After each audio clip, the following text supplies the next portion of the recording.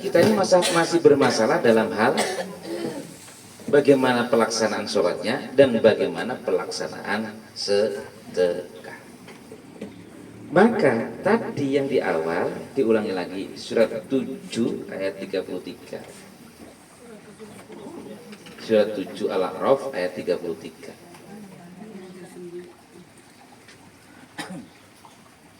Surat 7 Al-A'raf ayat 33.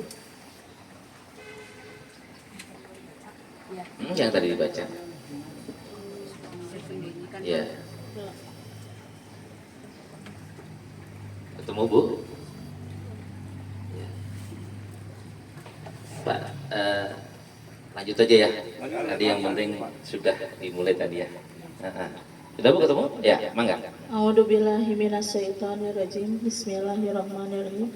Surat 7 ayat 33. Katakanlah Muhammad, Tuhanku hanya mengharamkan segala perbuatan keji yang terlihat dan yang tersembunyi. Perbuatan keji yang terlihat maupun yang tersembunyi, itu yang pertama Allah mengharamkan. Yang kedua apa? Perbuatan dosa, perbuatan zalim tanpa alasan yang benar, perbuatan zalim yang tidak ada alasan sama sekali, dan mengharamkan kamu mempersekutukan Allah dengan sesuatu. Termasuk mempersekutukan Allah nggak boleh. Terus? Sedangkan Dia tidak menurunkan alasan untuk itu. Terus? Dan mengharamkan kamu membicarakan tentang Allah apa yang tidak kamu ketahui.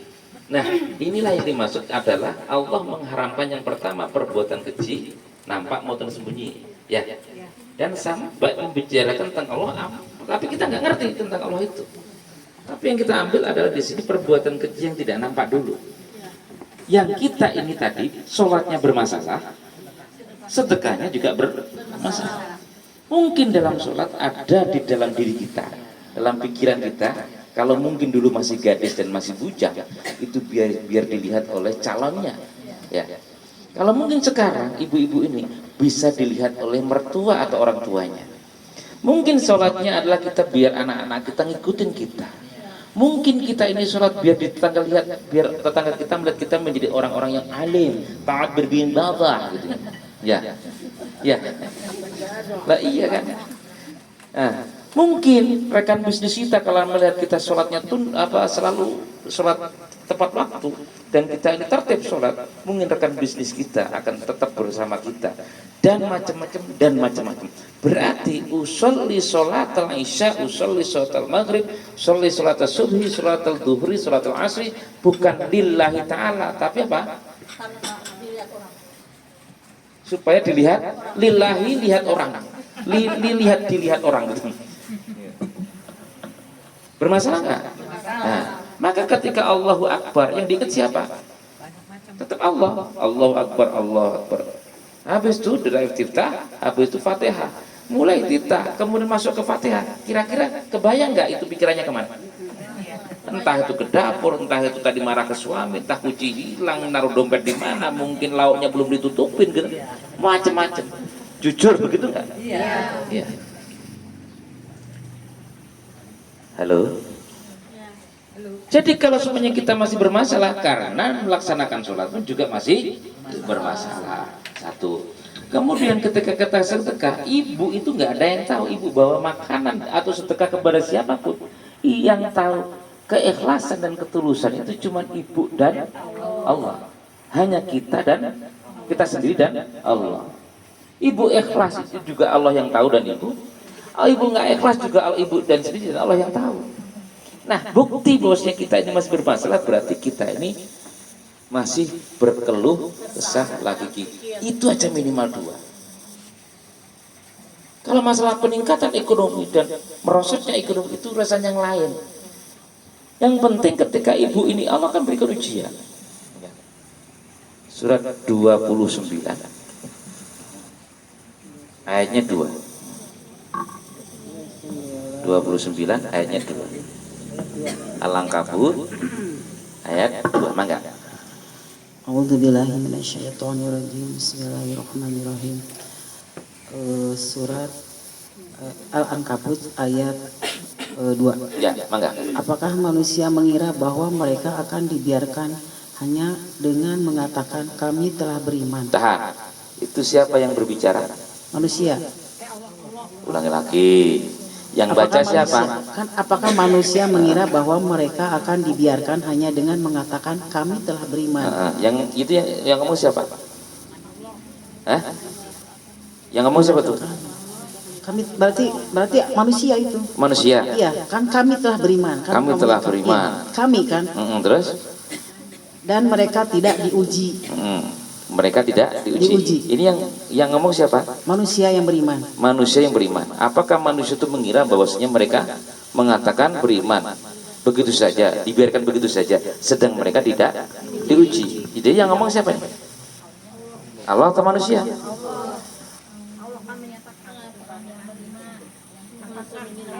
Ayo. ini yang berfirman siapa? Allah. Ini yang ngomong siapa? Yang berfirman siapa? Yang baca siapa? Yang baca siapa? Ya manusia kan ada nama. Dasar. Ini kalau otaknya di makanan aja gini lagi. Yang baca Bu Ume, yang manusia. Ini yang baca siapa? Ya Bu Ume kan? Manusia kan punya nama. Ya. Jadi kalau kita mengatakan aku beriman kepada Allah, diuji nggak sama Allah? Diuji. Ya. Pengen nggak diuji? Oh jangan. Nggak apa-apa. Itu pilihan. Ibu nggak boleh. Ada yang ngomong nggak mau, ada yang mau ya. Itu pilihan. Dan sah-sah saja, nggak diuji, nggak mau diuji nggak masalah. Kan gitu lah. Itu pilihan hidup. Kalau mati kan bukan pilihan, sudah ketetapan. Kalau itu adalah ujian, itu adalah pilihan hidup. Ya, sehingga ketika manusia itu diuji nggak mau dan diuji mau, itu adalah pilihan manusia. Tapi kalau ibu, ya, mangga. Ya. Kalau ibu nggak mau diuji, nggak masalah. Tapi ada resikonya. Apa resikonya? Kalau orang nggak mau ikut ujian, Bu, kira-kira tahu nggak ibu itu bahwasanya anak itu bagus atau jelek? Tidak kan? Jadi tahunya anak itu pintar dan bodoh ataupun belum pintar dengan ujian. Ya. Kalau kita ini Allah pengen mengetahui iman kita bagus atau jelek dengan cara apa? Nah, kalau ibu nggak mau diuji, berarti ya Allah nggak tahu kadar keimanan kita. Ya. Ini imannya gimana? Abal-abal atau kembali ke musyrik? Kan gitu. Ya. Tapi kan ibu beriman nggak kepada Allah? Beriman ya? Coba ulangi lagi Bu Mai. Yang tadi. Apakah manusia mengira bahwa mereka akan dibiarkan hanya dengan mengatakan kami telah beriman? Tahan. Apakah Allah membiarkan kamu mengatakan aku beriman kepada Allah? Allah cuma terus biarin gitu aja? Kalau sudah daftar ke Allah, aku beriman kepada Allah, sudah daftar nih, masuk nih, beriman kepada Allah, boleh mundur nggak? Nggak boleh. Kalau sudah mengatakan aku beriman kepada Allah, berarti harus masuk. Nah, apa masuknya? Lanjut dulu deh. Lanjut Bu, jangan lihat saya. Dan mereka tidak diuji. Ya kan. Kalau beriman nggak diuji kan? Enggak. Coba dari awal. Wah, ini jadi masalah ini. Ya, udah pikirin dulu makanannya tuh. Lanjut. Apakah manusia mengira bahwa mereka akan dibiarkan hanya dengan mengatakan kami telah beriman? Terus? Dan mereka tidak diuji. Nah, apakah cuma mengatakan mereka beriman kemudian tidak diuji? Apakah cukup ngomong beriman kemudian nggak ada ujian? Tidak. Pasti ada. Ibu kalau sudah daftar ke sekolahan itu sudah belajar pasti harus mengikuti ujian. Ujian itu terakhir Bu. Kalau sebelum ujian namanya yang mengikuti aturan main. Habis diuji bener nggak aturannya dia melaksanakan aturan apa enggak gitu kan? Nah ketika kita ini diuji sama Allah, kita ini pasti mengetahui lulus ataupun tidak lulus. Nah, oke. Nah tahu nggak Ibu? Ya tahu nggak? Karena ketika kita diuji oleh Allah, ujiannya wujudnya apa? Kita harus tahu. Supaya kita lulus ujian, materinya kan harus belajar Pak ya. Katakanlah matematika, berarti kan sebelum ujian kita harus belajar dulu kan, supaya kita ini lulus. Bapak kalau ujian dulu belajar sendiri atau jawab sendiri apa nyontek Pak? Dulu Pak, waktu sekolah. Ya sama berarti sama saya.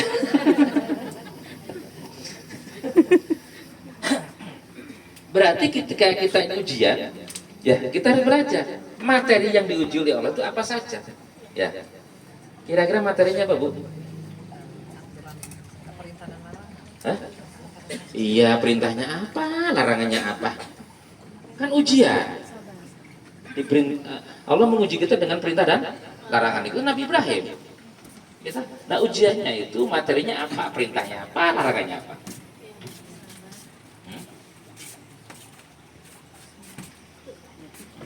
Pengen tahu ya ujiannya ya, materinya ya. Ya.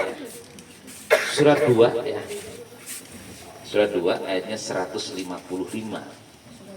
Surat 2 ayatnya 155.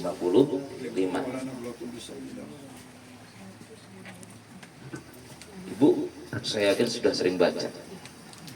Tapi ini materi ujian. Kalau cuma baca, nggak kita praktekkan dalam ujian, kan juga belum teruji. Mangga.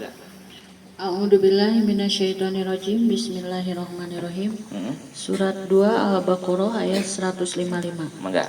Dan kami pasti akan menguji kamu dengan sedikit ketakutan. Sedikit apa banyak? Sedikit. Sedikit apa banyak? Sedikit. Banyak apa sedikit? Sedikit apa tuh? Sedikit ketakutan. Yang pertama ujiannya adalah Ketakutan. sedikit. Jangan ketakutan kok, tapi sedikit ya, sedikit ketakutan. Terus materi yang kedua, Kelaparan. sedikit apa banyak?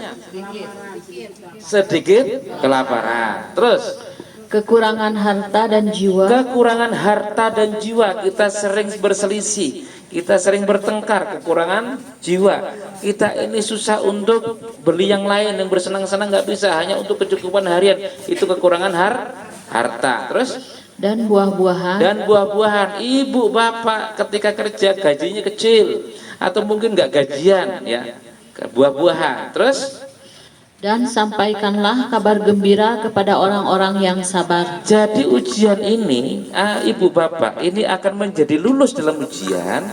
Kalau ibu-ibu nanti sudah lulus, maka itu nanti menjadi orang sabar namanya. Ya. Kalau lulus ujiannya berarti menjadi orang sabar. Dan berita gembira dari Allah itu diberikan kepada siapa? Halo?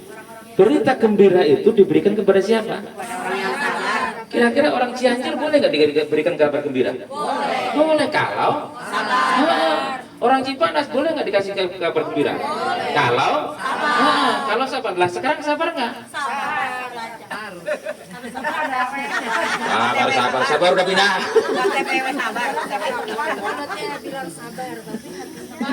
Enggak, maksud saya ibu tadi kan, oke ulangi lagi Bun. Bu Neni tadi ya? Siapa? Bu Neni, ya. Dan kami pasti akan menguji kamu dengan sedikit ketakutan. Pasti atau akan? Pasti. Pasti berarti sebuah kepastian tidak bisa dihindari. Ya, orang yang mengatakan beriman pasti akan diuji dengan apa? Satu, Ketakutan. sedikit ketakutan. Pertama, kedua, Kelaparan. kelaparan. Ketiga, Kekurangan harta jiwa. nah, kelima, Buah-buahan. buah-buahan. Terus hasilnya apa setelah kita ini lulus dari ujian 5 hal tadi? Dan sampaikanlah kabar gembira kepada orang-orang yang sabar. Jadi kalau kita sudah lulus ujian dari sedikit ketakutan, kelaparan, kekurangan harta dan jiwa, kekurangan buah-buahan, ketika kita lulus dalam 5 materi tadi, maka kita dinamakan dengan namanya kita ini adalah sabar. Maka sabar ini oleh Allah dikasih namanya berita gembira. Nah, pertanyaannya, orang Cipanas ini dapat nggak berita gembira dari Allah? Kalau sabar itu apa?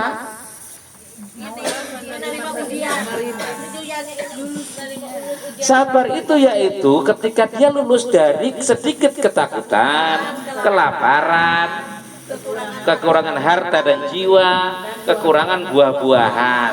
Ketika lulus ini ujian dari Allah, maka dia mendapatkan sabar. Maka dinamakan adalah orang sabar. Orang sabar ini akan mendapatkan berita gembira dari Allah. Sampai di sini paham? Jadi kalau pengen dapat berita gembira harus nah, kalau sabar harus menerima ujian. mau diuji. Ujiannya apa?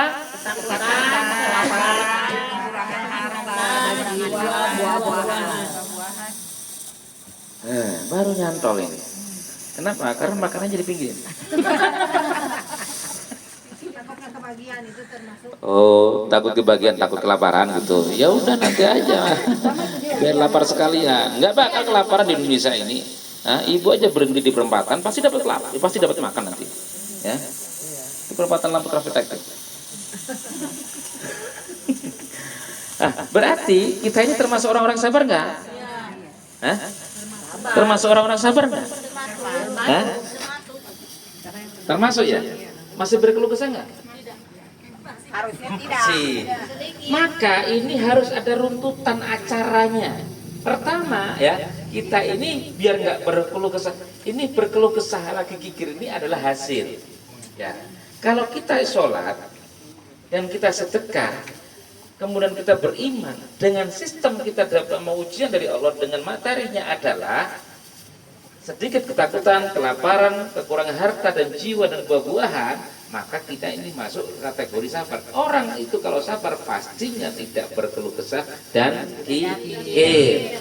Kalau orang tidak berkeluh kesah dan kikir, maka dia pasti sabar. Kalau orang itu sabar, maka dia mendapatkan berita gembira. Berita gembiranya apa?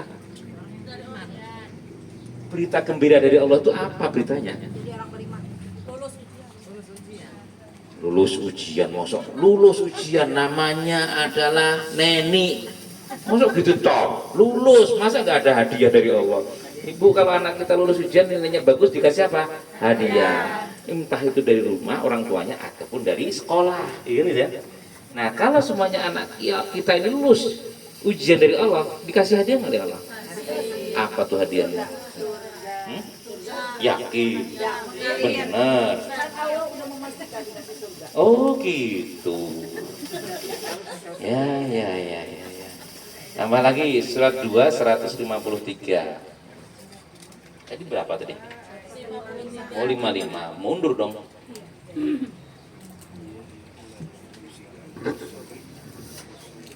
Mangga. Auzubillahiminasyaitonirrajim. Bismillahirrahmanirrahim. Surat 2 Al-Baqarah ayat 153. Ya. Wahai orang-orang yang beriman, mohonlah pertolongan kepada Allah dengan sabar dan sholat. Sabar dulu, sholat dulu. Sabar. Yakin. Yakin. Kenapa harus sabar dulu baru sholat? Kan sabar itu kalau udah lulus ujian. Ya kita ini sebelum sholat harus sabar. Kalau ibu marah-marah, ibu pikirannya kacau, ditenangin dulu. Baru komunikasi sama Allah. Katanya sholat itu komunikasi. Ngobrol sama Allah. Lah kalau ngobrol sama Allah yang diingat suaminya, yang diingat anaknya, yang diingat anak tetangganya, yang diingat tokonya, yang diingat tanah sawahnya. Kira-kira ngobrol sama Allah atau ngobrol sama yang lain? Hah? Ya, berarti kita ini harus ditenangkan dulu.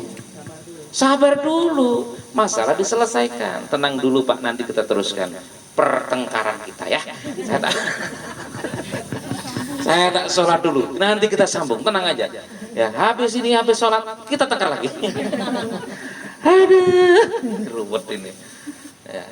Berarti kita ini wasta'inu bis-sabri was-sholat. Ya. Jadi minta pertolongan dengan Allah itu dengan cara kita ini sabar, kemudian sholat. Kalau kita sudah sabar, baru kita melaksanakan sholat dan komunikasi dengan Allah itu biar enak. Jangan sampai kita ini hanya tungkatung gitu, tapi nggak ngerti maksudnya apa. Ya, mangga. Awas. Belum. Ada rombongan.